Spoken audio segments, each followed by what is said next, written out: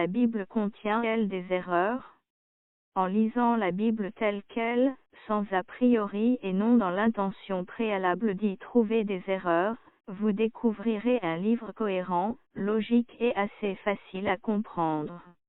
Elle contient certes des passages difficiles et des versets qui semblent se contredire.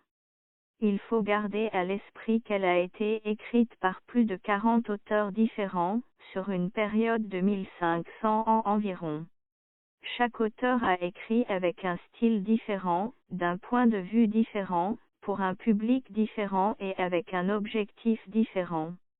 Il n'y a donc rien de surprenant à ce qu'il y ait quelques différences mineures, mais ce sont des différences et non des contradictions. Il ne s'agirait d'erreur que si l'on ne pouvait concevoir absolument aucune manière de réconcilier ces versets ou passages. Même si nous n'avons pas la réponse à ces contradictions apparentes aujourd'hui, cela ne veut pas dire qu'elles n'existent pas.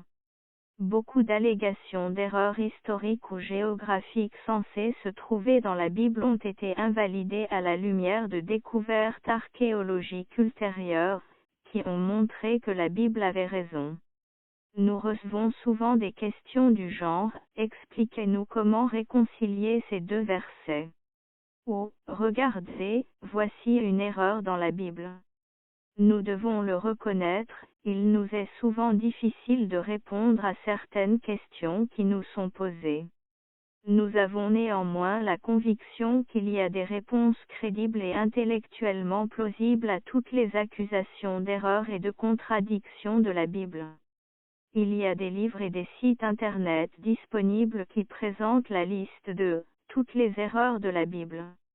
La plupart de ceux qui les mettent en ligne s'inspirent tout simplement de ces listes, sans faire l'effort de chercher eux-mêmes ces erreurs supposées.